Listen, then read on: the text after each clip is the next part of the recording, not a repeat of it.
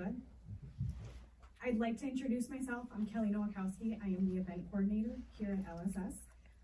Thank you to the wonderful partnerships that we have received so far, and the continued partnerships, I should say. We want to thank No Studios for sponsoring this event and allowing us to come in here bright and early this morning. Thank you. On everybody's chair, you will see a QR code. If at any time throughout this panel discussion you have a question and you want to submit it, scan that QR code. It lets me know that you guys have a question and I can ask the panelists. With no further ado, I'll hand it over to Hector. Thank you so much. And thank you all for being here this morning with us. We're so excited to have you join us. And I see that nobody's seated in this front row. You know, there are some gifts on the bottom, so you might want to consider that. Thank you for being here today. We couldn't be where we're at without your generosity, with your partnership, with your friendship, with the services that you provide, Lutheran Social Services. So we are so grateful to all of you.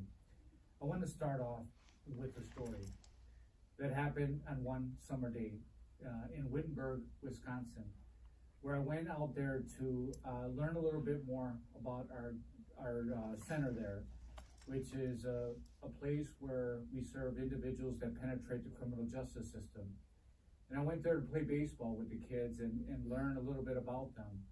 And before we played baseball, I started learning about the kids. And there was one kid in particular that I ended up gravitating towards. I learned that he was physically, mentally, sexually, emotionally abused. And so as we were on the baseball diamond, I started sharing my glove with him. And we were tossing the glove first couple of innings. Then he started reverently putting the glove in my hand. And I was really impressed by this kid. And afterwards, I ended up speaking with the kids. And I told them that I come from a broken family, that my sister was addicted to drugs, co-occurring mental illness. Drugs and gangs permeated my surroundings. My best friends were dying due to gang violence. Some of my cousins were dying due to drug overdose. Mom was working 2 and 3 jobs to support the family. Sometimes I was home alone, just trying to figure it out. And as I was sharing this with the kids, they were at the edge of their seats intently looking. Then I told them I have an A score of 6. A stands for Early Adverse Childhood Trauma. With an A score of 6 would indicate that I would have 1,200% likelihood of having depression, or a 200% likelihood of committing suicide. And as I was sharing all this, again, they were at the edge of their seats. And then I said, what I saw on this baseball diamond was absolutely incredible. I saw respect. Not once did I hear a swear word. I saw teamwork. I saw encouragement. And then I said, if you bring back these skills into your community, you will be successful. I know you will be successful. Do you believe you will be successful? And then people were chanting, all excited, yes, I'm going to be successful. And then I looked over to the kid, let's call him Ben, the individual that I was tossing gloves with. All of a sudden I saw him sunk in his chair. Before I saw him at the edge of his seat, all excited, with a big old smile. Now I saw him sunk in his chair. I continue to look around and I see the excitement in the room, and then I look at Ben once again, continuing to be sunk in his chair. And at the time I just started crying, because what went through my mind was maybe he felt so loved for, so cared for at Hami, but maybe he was imagining what it would like, what was it going to be like when he goes back home. I'm here to tell you that LSS is going to make sure that Ben transitioned back into the community, into a safe home. And while he's here, we're going to heal him of his past wounds and any mental health conditions he may have. And we're going to empower him to live his best life once he gets back into the community. But there is hope through LSS to serve kids like Ben before they penetrate the criminal justice system. Today, our system is set up where we wait for a crisis to happen when the mental health onset at 17, 18 years old. Sometimes it's too late. Or we wait for a kid to penetrate the criminal justice system like Ben and others, and then we try to provide treatment. Sometimes it's too late. We have a school center mental health program now that is it provides therapy to the child, but also has a family coach and wraps around that household, mom, dad, brother, who's ever in that household, with the idea that the better they're doing, the better that child is going to do. So we look at housing and food and medical and transportation. The better we do with all of those things, the better the outcomes are going to be for that child.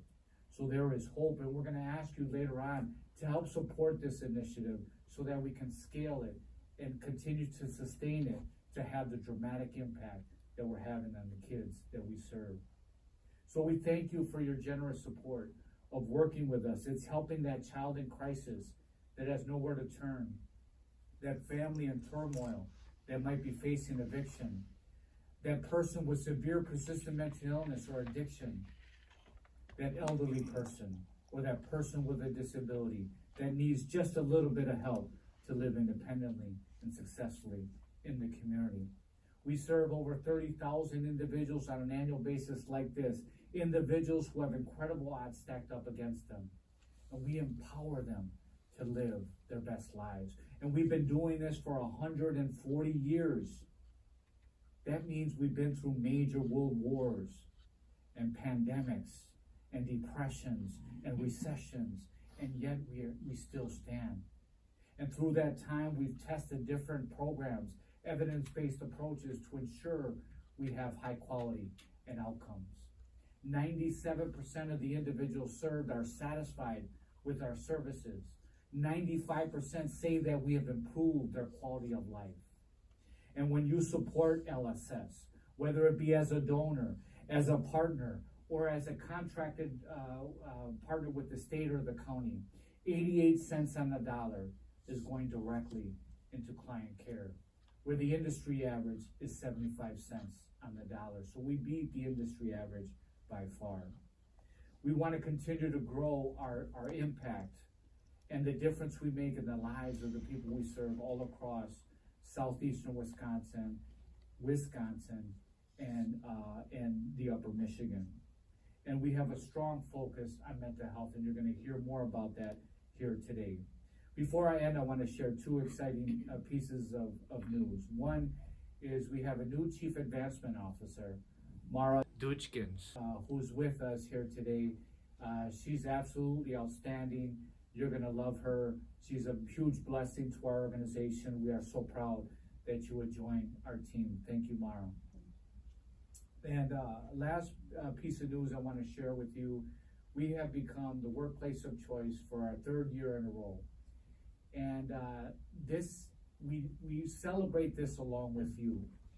You are our partners. You're not a vendor. You're a part of our organization. We made it very clear that we aren't looking for vendors. We're looking for partners. We're looking for individuals that align with our values, with our ministry, and that are going to help us scale our efforts to continue to have that dramatic impact in our two-state reach. But you're also, through your generosity, it helps us meet more people. It helps us pay our staff better. So all of that, on behalf of LSS, I want to congratulate you for being a part of our Workplace of Choice award. Lastly, I want to say that we just had an episode in the Ring with Hector Colon podcast with Bill McCoshen from Michael Best Strategies. It's a great podcast. It will be released soon. Sharon and others, probably in a couple of weeks, but we'll let you know. We'll release it. You'll get an email. Please take a look. Subscribe to In the Ring with Hector Colon. Like and share with others so that we can continue to bring that thought leadership within our sector so that we can be a stronger, more viable sector to so that we can continue our services. Thank you so much. With that said, I'm going to turn it over to Joe, who's going to lead a great panel here on mental health. Thank you. Good morning. I'm Joe Arsbecker. Sorry, let me turn this off. I'm the static man this morning. I'm the operating officer here at LSS. I'm happy to be with you. Thanks for joining us this morning. As Hector mentioned, today we're going to address a topic that I think doesn't get talked about a lot, often gets shied away from, often is seen as uncomfortable, and certainly is also very often misunderstood. So that topic is mental health. So we'll have a robust discussion around mental health. May is Mental Health Awareness Month, and the theme is look around, look within. So I hope we all have a chance to really look around, but more importantly, look within today. So why is this important to discuss? I think we could spend days, frankly, on statistics of why this is important, why we have a crisis here in our nation and in our state. I'd like to just cite a few things, a few statistics. A recent DPI study from Wisconsin schools from last school year showed 52% of students reported significant problems with anxiety. Over 1/3 of students reported feeling sad or hopeless every day in a row for at least 2 weeks. And we know what that can lead to. That can lead to isolation, it can lead to risky behavior, it can lead to self-harm. Kind of follows too the same survey. 18% of our students said they seriously considered suicide in the past 12 months. 18% of our kids. That's just staggering. And that number is the highest rate it has been in the past 20 years. It's not only young adults.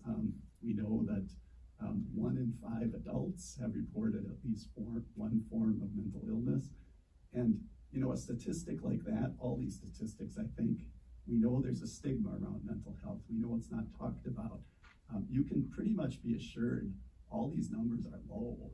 1 in 5 is probably low because most does not get reported. So we have a tremendous crisis on our hand. So our goal this morning is we'd like to provide some insights, some learnings, with the hope that you can leave here today as a better leader, a better employer, a better parent, a better friend, with some deeper knowledge. So a couple things we'll be discussing as a panel today. We'll look at trends in mental health.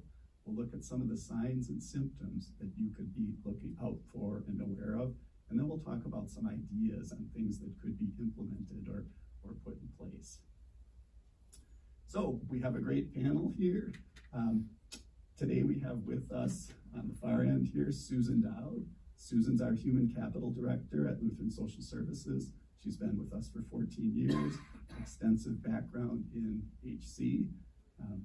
We have in the center here, Annette Adams. Annette is the Senior Vice President, Chief Human Resource Officer at Mortgage Guarantee Insurance Corporation, MGIC.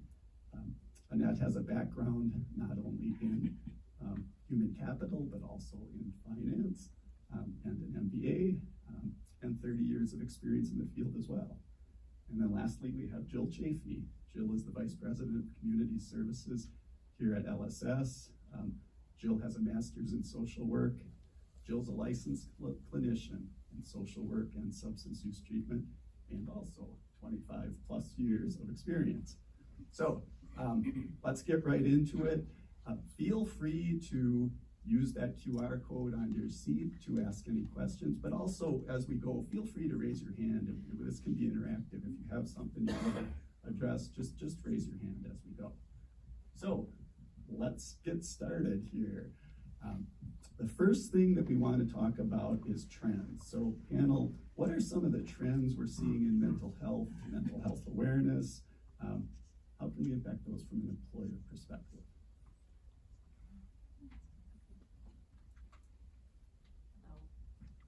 Hello. Okay, good morning, everyone. In terms of trends, I think we're seeing different things. So from an employment side, trends, we are seeing folks who, you know, in human capital, we're in the business of working with people, right? And we're seeing people who have challenges, and they're coming to us, and some are asking for help, and some of that might be in the form of a disability, from an anxiety or depression, and how do we work through that, and how do we make sure we provide necessary accommodation for that person to thrive at work and at home. We also see folks saying, I need help, and how can I get that? And so, you know, within LSS, we do have a variety of resources available, but I think, you know, part of it is not everybody raises their hand. And so, you know, trends that we are seeing, at least on the EAP end, you know, since COVID happened, I think within our organization, being human service, we have a lot of therapists, a lot of licensed clinicians. People understand the value of seeking that assistance, but not everyone does all the time. And so how can we promote the opportunities that are available, and whether that is via virtual, you know, we're seeing a lot more in the EAP world with wellness apps. I don't know if any of you have any wellness apps on your phone. You know, we're seeing more with telehealth. We're seeing more with increasing the scope of services, right? Making people aware this isn't just when you get to a point that you really need help. You can utilize those benefits at any time. There's so many different resources out there. You know, text, phone, email, chat. You're seeing, you know, some people do like that in-person opportunity, but there's just, I think COVID has kind of opened up. You can do some of those other things successfully, and some people feel more comfortable with that. So, you know, I think another thing we're seeing and we're recognizing is people don't just leave their problems when they come into work, right? And vice versa. And so how do we make sure that we are providing an environment where people can thrive and flourish, and provide that support and make it where folks can feel comfortable coming and having that conversation. Good morning. So I'll probably echo a lot of what Susan had shared there. And Joe started out with some startling statistics, particularly around children. Those children have parents, and those parents are in our workforce. And so, to Susan's point, they don't leave those problems at the door. They stay with them day in and day out. I would say, as an employer, we all know mental health is not anything new.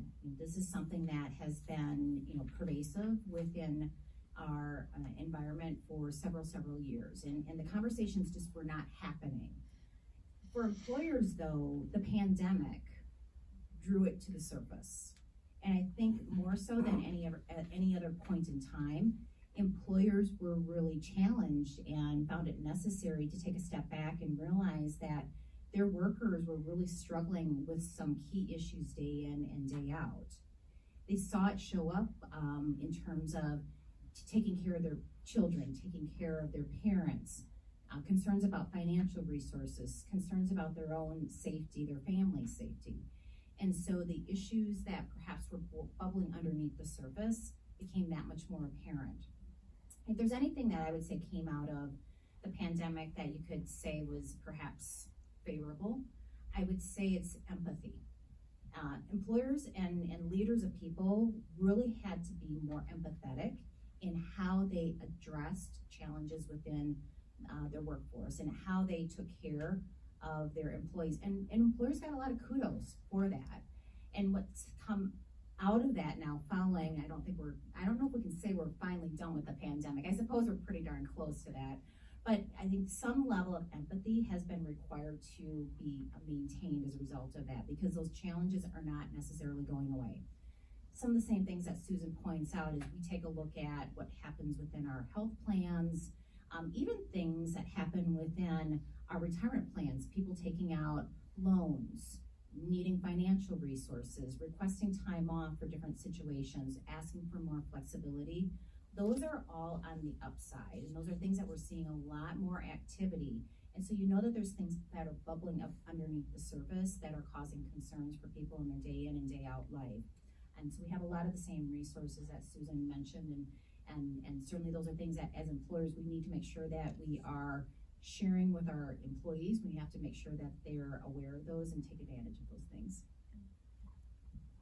If I could add, Annette, you brought up a good point. It's not only do we need to maintain, people are expecting that we do these things. And so even in the recruitment world, undergraduates and people that are coming into the workforce, they're looking at that benefit package and they're saying, what do you offer in terms of emotional, mental health support? Because that's important to me. Great, thank you. I do want to add one thing from a trend perspective that, before LSS, I was in the manufacturing world, and it was a few years back, but I remember a policy that we had there that said if a shop floor employee did not report for work for 2 days in a row with no contact, like an unexcused absence, we terminated that person. We didn't ask any questions. We didn't ask what was going on at home. And some of these were great people that we should have kept. And I think there's a trend that is reversing today. There's discussions happening instead of just strict policies like that. So let's move on. Let's talk about signs and symptoms. So I'm going to ask our panel here, what are some of the flags or the signs and symptoms that we all should be aware of? Thanks, Joe. I don't think these have changed. I think our response to them has become different, and our awareness of what they mean has really transformed. As Joe indicated, I've been in the field for 25 years, and although change is slow, it has occurred in a lot of ways since when I started in this profession. And I think the stigma and our awareness is just critical to our leadership. Does our leadership feel comfortable when somebody comes to us and says, I am struggling? Do we think it's part of something we can handle? And when we don't have I'm very fortunate that I had this career as a therapist before I became an administrator. And in that, I became comfortable with a lot of stuff, right? You just become comfortable with that. But what I really learned from being a therapist is people accept you giving them feedback when they know you care about them. And so that feel and that in your leadership of their self-awareness and where they come from is just critical. And so some of the things that you want to be watching for are really knowing the baseline of your employees. What are they typically like? And when are there changes? Mood changes, absences from work, changes in their ability to focus, their energy levels. A lot of people say a lot of things about our up and coming generation, but they tell us about mental health. So if you've got leadership and that is a little bit not Generation Z, right? Or you're gonna have folks that are less comfortable. And you're gonna have the younger generation possibly coming in and talking a little bit about their mental health. They're super comfortable with it. And so if we're not, as leadership, it will show. And so that stigma that we have grown up with and we have experienced is not permeating through the next generations, which is a beautiful thing. But if we don't address it for ourselves and have that comfort with people coming to us with their needs in a healthy way, in a boundary-based way, then we have challenges. And so really looking for some of those things. And when somebody comes to us normalizing it, we're not used to normalizing it, but it's 1 in 5. It's pretty normal, and so all of these pieces are just critical. And so the other thing I would say is be aware of big life changes. Those are times that people struggle, and be aware that children may look different with their mental health symptoms than do adults. We have this view once we become an adult, we forget what it was like to be a kid. They don't have all the vocabulary to articulate their feelings and their needs. And so it's really critical that as you're seeing their parents, there's nothing like if your child is struggling. And for me, there've been times and I'm like, oh my gosh, it's wearing on me. And I have all this plethora of experience. And it just really is important to be able to know somebody's baseline, look for those changes, what is different and not be afraid of a conversation. I would just add, I so appreciate all of the signs that you shared, Jill, because I think those are the things that it's difficult. We rely on visual cues, right? And so there's such a strong tendency to look at the visual cues, and oftentimes you don't see those things. We were talking before as a panel that that's what makes this difficult, is that some of those things are not apparent. You don't know what's necessarily going on with a person when you don't see the visual cues. And that's what makes it very difficult as an employer to help equip your leaders, your managers, your supervisors with the tools that are necessary for them to be able to understand some of the signs that Jill pointed out. One of the things that we've been doing and that we're continuing to reinforce, especially with this month, we are leaning into the fact that this is Mental Health Awareness Month. As an employer, we are showcasing some of the tools and the solutions, things that we have available through our health plan with United Healthcare, things that we have available through our EAP, but also providing training to our leaders of people. No different than training that you're doing today in the work environment around harassment or ethics or other required training around mental health or accommodation practices or different leave policies. Those are all things to just equip your leaders to be able to be observant and understand their responsibility, but also help give them the tools, and certainly HR always there as a resource to be able to do that. One of the other things that I'll share that we did, this is at a past employer, and I appreciate your comment, Joe, in terms of in a warehouse environment. I came from an organization, retail, where we had some warehouse environments. And we found that we had such a pervasive degree of situations that were happening in that environment that we actually put on-site EAP services in place.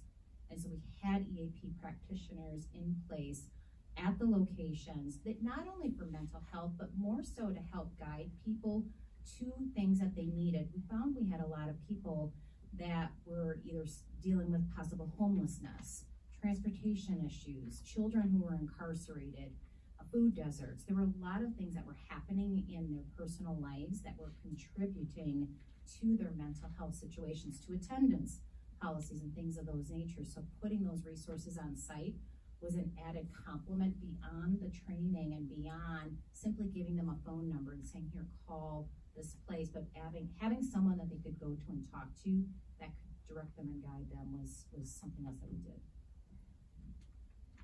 And I guess the only thing I would add there is creating a culture where colleagues feel comfortable coming and talking to you or coming and talking to someone. And so empowering and educating our leaders to prioritize employee well-being. And it doesn't have to be, it can be as simple as, Sharon, how are you doing today? How can I support you? You know, and so by having those conversations, it creates trust, it creates transparency, it creates, my company does care about me, and so I'm going to do what I need to if I do need resources and support. But ensuring our leaders have that comfort level and have that ability to do that. Great, thanks everyone. You know, I think as I listen here and take this in, we talk a lot about our status as employers and what we can do as employers and how can we address our employees. And I think the same is true of our friends and our family and our cousins and our sisters and our brothers. And we should all keep that in mind, that, you know, this isn't just about what we do in the workplace, it's about what we do in society. And it's how we can really drive improvement beyond the workplace. So, one more question today. What are some ideas, things that employers can put in place, things that we can put in place to help address the situations we have today? Well, I know there was a lot said, you know, in terms of employee assistance program and promoting that. Letting folks know, you know, one thing that we put in place was a virtual visit, zero copay for that, for people to see someone virtually if that's what they need. Within, we offer mindfulness training opportunities. We partner with Growing Minds, and we're actually doing just a small email series right now where people can pause to reset. And sometimes that's all you need, right? You know, in terms of other opportunities within LSS, we've done compassion resilience, trauma-informed care. You know, there is the opportunity for people to utilize those resources. A lot of it is getting folks to do that. And how do you do that? And how do you make folks comfortable with that? I mentioned a few of the things that that we've done and that I've done in my past experiences as well. But I think particularly with this being, you know, a month for focusing on it, we are adding some emphasis. We are bringing on site EAP for some learn at lunch activities, some opportunities to learn a little bit more there. United Healthcare as well coming on site, just to talk a little bit more about how to access care through your health plan. I think we assume that people know how to do that it's covered through your health plan, it's available to you, so just do that. People don't always know how to navigate through those things, so we're being very intentional in bringing those resources on site as well as in a virtual format, so that people, regardless of if you're on site or not, you can take advantage of those things. We are facilitating a walk. We're in green. I'm wearing green today in recognition of the month, and so facilitating a company walk just to get outside and clear your mind, take a break, some mental health break days, revisiting some of our practices around policies. To Joe's point, you know, those are all of the things that we as an employer are continuing to do to make sure that we're making that top of mind. And then I would also say we do a wellness assessment as part of our health plan every year. We are making sure that we're putting added emphasis on all things around mental health. It was probably an opportunity that we had not taken as much of an advantage of, to really get down a bit more insight and information as to what our people are dealing with and struggling with.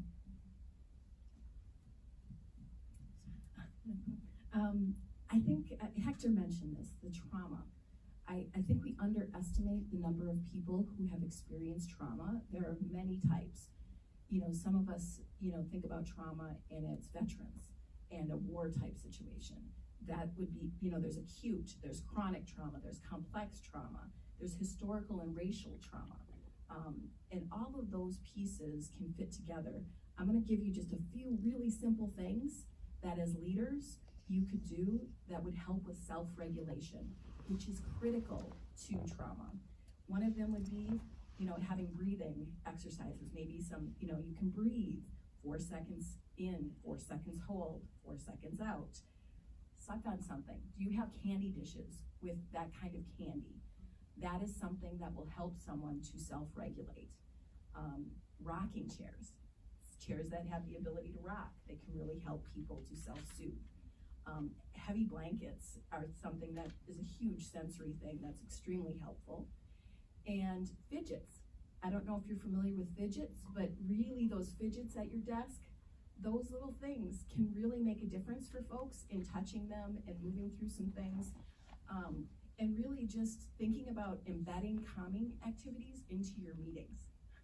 How do you do that? It's teaching at the same time, and it's self-regulation, which is critical to folks who may be experiencing either some mental health challenges, that trauma piece. It's new ways to cope. Sometimes folks have turned to substances, and those kind of things, they work. I hate to tell you, they work at first, and they're not healthy, but they do numb the feelings. And that is the goal for some people, to not have to feel what they feel. We want to teach ways that people can learn new ways to feel. Some other quick safety tips: avoid surprises, set meetings on a consistent schedule, avoid chaining people or giving negative feedback in groups. So these are all really simple things that each of us can do as leaders that can help us to open the door and create the culture that Susan referenced. And so those are just a few things that I think are small things you could take from today and really put in place in your office setting. Great, thank you, Susan and Jill. we'd like to open it up for questions now. I think we have a few questions that came in by the QR code, but let's hit the audience first. So, Kevin Moore with United Healthcare, so thank you for the 2 plugs, by the way. And then also, I just want to echo, call your insurance company. I mean, use them. They're there for your employees, so I really appreciate that comment. I guess my question is kind of something that we talked about on-site versus, which in my line of business doesn't really exist anymore. We've got kind of an interesting space where we have telecommuters, people that are in the field, and the office ends up being the place that your mail goes to, but you actually never show up to. So I guess the question is we're thinking about upstream, about trying to catch the cues, which are harder to catch because we're not in person as much anymore. Are there either tactics or are there organizations that have kind of the best practices in that telecommuting space, where as leaders we can get the cues that we may not have been able to catch, or that we caught before at lunch, or we caught during meetings, but now it's really hard to pick up on a Teams call. It's really hard to pick up on something. How do you incorporate that? Because that's not changing, right? Like the millennials, they don't want to come back into the office ever. Right. No, it's a fair question. I think one of the things that we did early on, and this wasn't specific to recognizing mental health, it was just how to lead in a hybrid environment. Right, there's expectations of our leaders in general, and so leading in a hybrid environment takes on a whole new form of staying connected with your workers, not just from a mental health standpoint, but how are they doing, how are they performing, how are they staying engaged with your team, especially people who are new to an organization. I started August of 2020. I was telling Susan, I started August of 2020 as a head of HR in an office where nobody was there.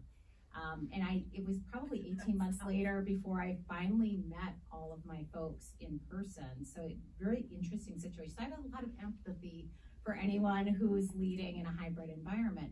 So you have to be really intentional, because we also had to do a lot to talk about proximity bias and making sure that leaders were paying that much more attention. And it's hard, and you have to stay on top of it. You have to continuously have that conversation and tailor all of the ways in which you interact to be as inclusive, because we're also trying to wrap in diversity, equity, and inclusion into the mix. So you've got to be inclusive at the same time when you're setting up your meetings. What time are your meetings? Like, how are you formatting those meetings? In some cases, it might make more sense to have everything done virtually, because that's just a better format for everyone to have equitable ways of participating. So there's a lot of different approaches that you have to take, but first and foremost, you've got to be really intentional and teaching your leaders, giving them the tools, helping reinforce those things, staying really close to it. More has been put on HR to help facilitate today more so than ever before. I would say too, one of the gifts of COVID gave me the ability to meet with a large group of leaders, and for me to have access to them, even though they may not, that I have supervisors or managers and I'm at a different kind of role, but it actually has helped me be more connected and them to get to know me. And I think that's been a gift, and we haven't stopped it, and we're not gonna stop it, because hearing from people on a variety of levels, similar cultural messages, is critical. And so that to me has been a huge gift. And I'll go quick here, Joe. I know we're, I would say, number one, look for, as Joe mentioned, look for the small changes, right? And have those intentional conversations. Have those regular meetings with your teams, because that's what keeps people connected too.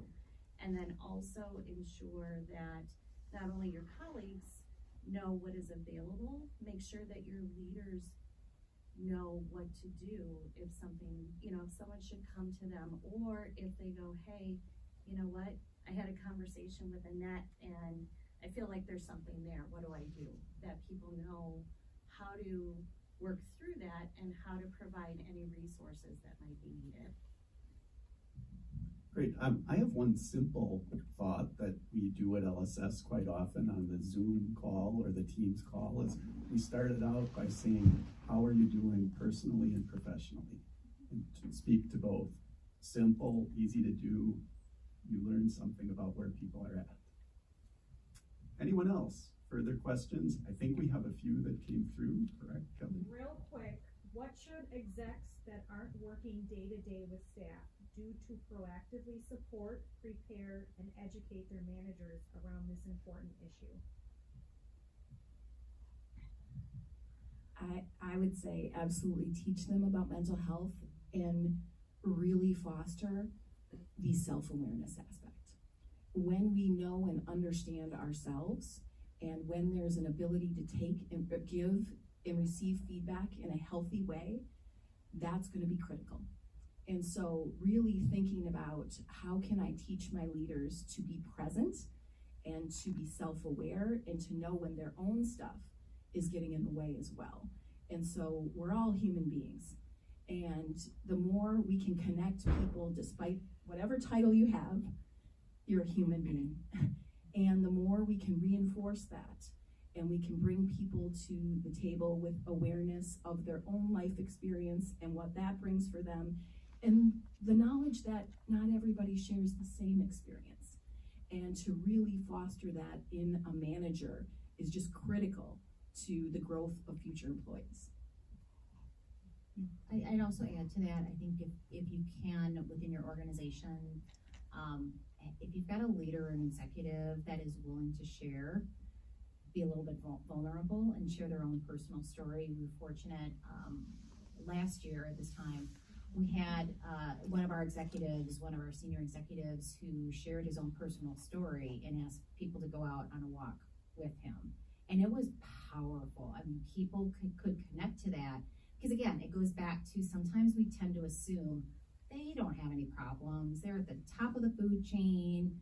What issues could they be dealing with? But when you have someone who's well regarded, that you view as very successful in their role, especially in an executive position, if they're willing to be vulnerable and share their story, it is incredibly powerful and it really opens up the conversation.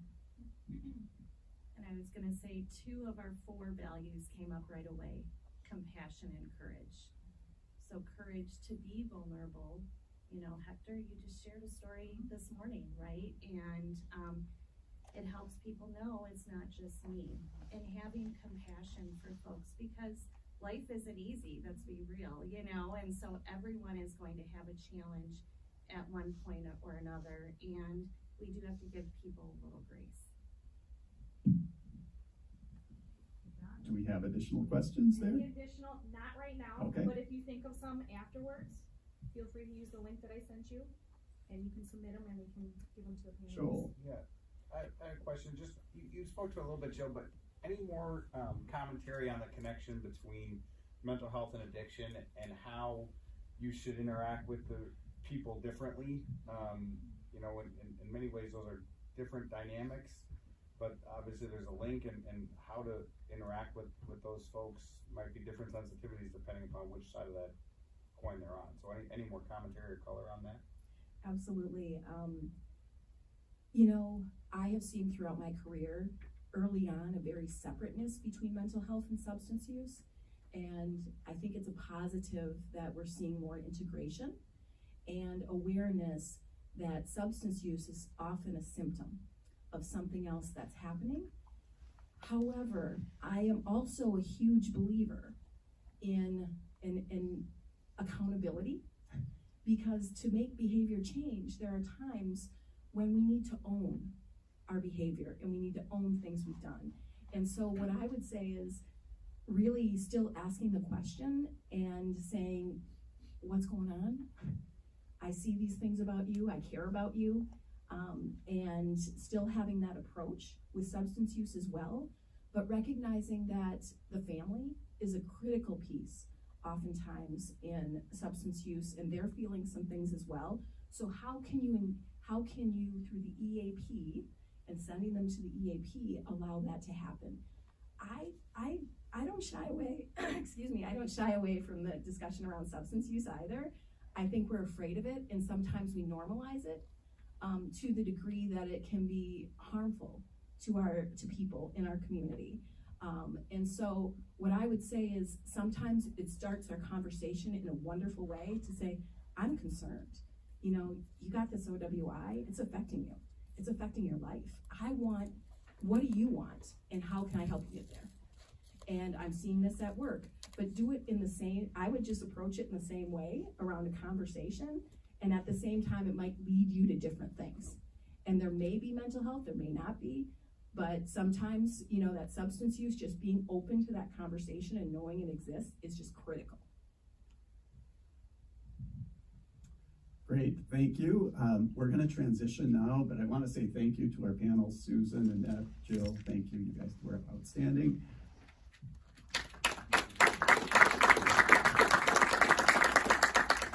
So we're going to make a transition here to talk about the state budget process. We're honored to have Mickey Fody with us. Mickey is with Michael Best Strategies. Mickey has helped us a lot at LSS with some of our work with the budget and work with advocacy. Mickey is a former legislator himself, so he's been on the inside. So he's going to give us a little update on where things stand in the budget process and certainly take your questions as well. Yeah, I'm just going to get quickly on the process, and if anybody wants to talk about anything specific and where they are and what's going on, I mean, Kevin Moore, you could actually give the speech as well or better than I was, because he actually staffed the Joint Finance Committee, which does the budget. But so the governor introduces a budget. Joint Finance goes out and does 4 hearings, which they completed. Last week they started voting on the budget. Finance is going to vote every Tuesday and Thursday, except they took this week off, right off the bat. But the first thing they do, and it's a little interesting, so the first thing the Joint Finance Committee did was to remove 552 of the governor's initiatives. And the reason I say that, but when you read the paper, you'll make it sound like those are all dead already. And what happens is a lot of those come back as bills.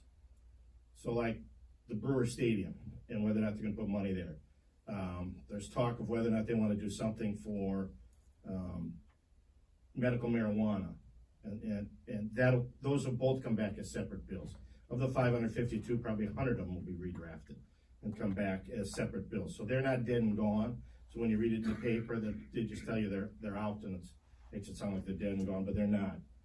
But what it does is it takes them back to the base budget. Basically what they do is they throw the governor's budget out, and then they start over. That's kind of the nature of how partisan we've gotten over the years in both Washington and in the state. So they throw the governor's budget out, they start at base, and they start rebuilding it. Like I said, they go every Tuesday, Thursday. They plan on getting that done by early June. Then it goes to both houses. If there's a difference, it'll bounce around. Because both houses are Republican, odds are you wouldn't have a conference committee, but that's where differences could get worked out. And then the governor gets for vetoes. I met with one of the leaders the other day, and he said it was asking for some money in the budget, and they were like, well, run it as a separate bill, because we're gonna have hundreds of millions of dollars left when the governor's done vetoing our budget and squaring away. And so, but one of the interesting things, and I'll leave you with this one, is they're doing something different the last 2 years, and that is they won't put language in the budget. So like we have an initiative, and one of the things they're talking about is trying to put the money in the budget, but then run a separate bill. And the argument being that although we've passed 2 constitutional amendments to narrow it, we still have one of the broadest line item vetoes in the country. And so they don't want to give the governor a bunch of language to be able to change around and move around.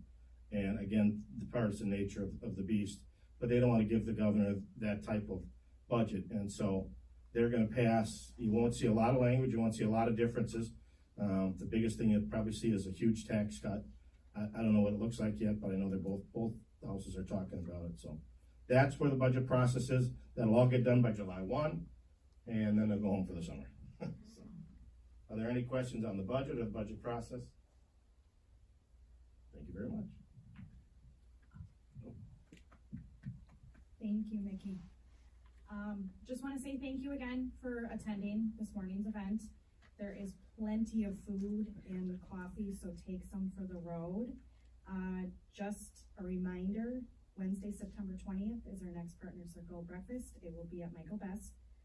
So if you want to mark your calendars for that morning, and then I'll hand it back over to Hector. Thank you.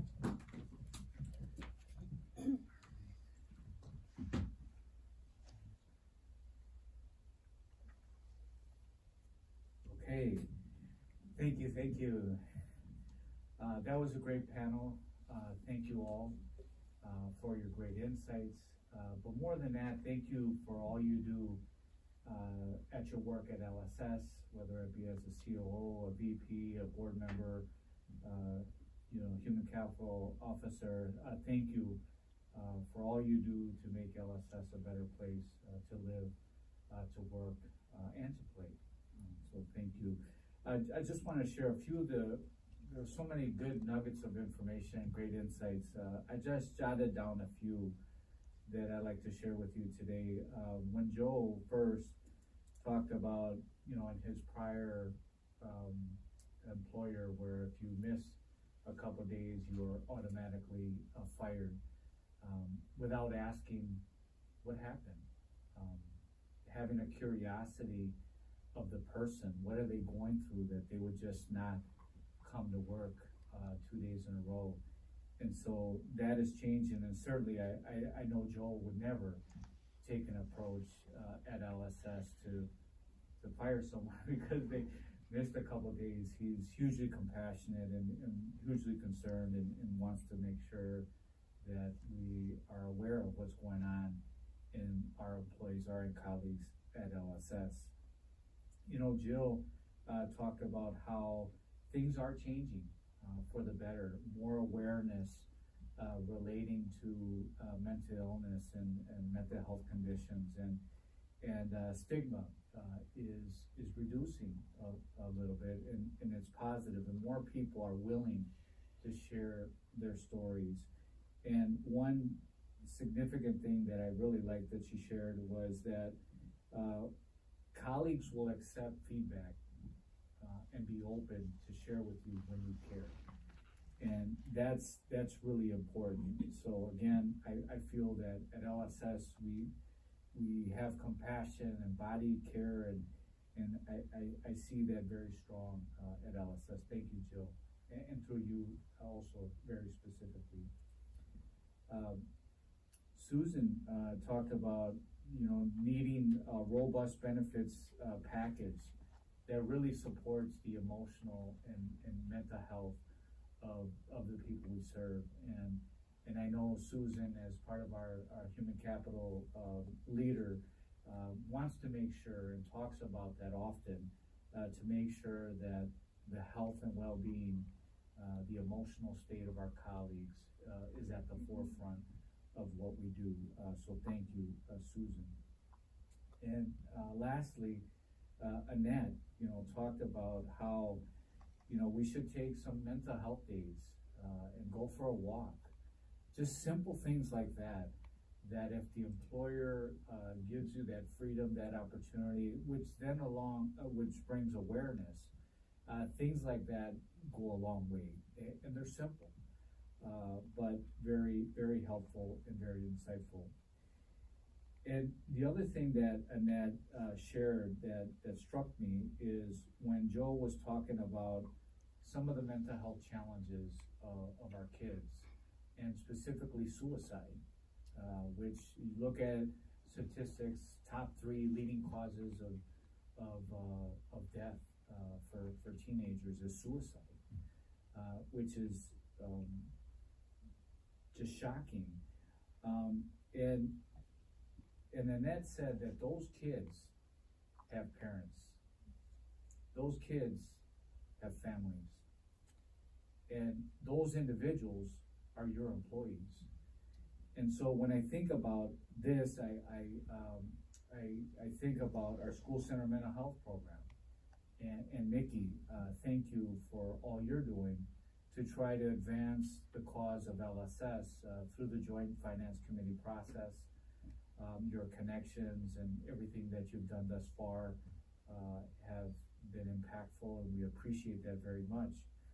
And so I want to just give a plug for the School Center Mental Health Program, where again, it's providing that child with the therapy services they need to be successful, so that they can learn better, so that they can manage their symptoms better, so that they can have more awareness of what that mental health issue is going to be in their life. But then we wrap around that parent because parent, they might have undiagnosed mental health needs. They might be in an unsafe neighborhood, or they might need an affordable house, or food insecurity might be an issue, or they don't have a doctor or transportation that's gonna get to that medical appointment. The more we wrap around that parent, the better that child is gonna be, the better that community is gonna be, the better the health and well-being of our state is going to be. And so this is a program that we are very excited about at LSS. It has a significant funding gap. And that's why we're going to the legislature, working with Mickey, to make sure that we can get more support so that we can continue to continue this program and hopefully one day scale it. Because I believe that our system today, we wait for that crisis to happen. We wait for someone to penetrate the criminal justice system. Why don't we work with these kids early? The cost of serving them early is so inexpensive compared to what we pay today. And so I want to ask you all for your support. We have letters, templates of letters that you can send to your specific representatives talking about school center mental health. And also you could send it directly to the Joint Finance Committee. So please let us know if you want to be a part of that. We will email you the template letters and provide you with some more guidance on how to help us with that. That wraps it up. Thank you. Love you so much. Appreciate you. You are outstanding, and glad to be with you this morning, and so proud to have you as a partner with LSS. Thank you.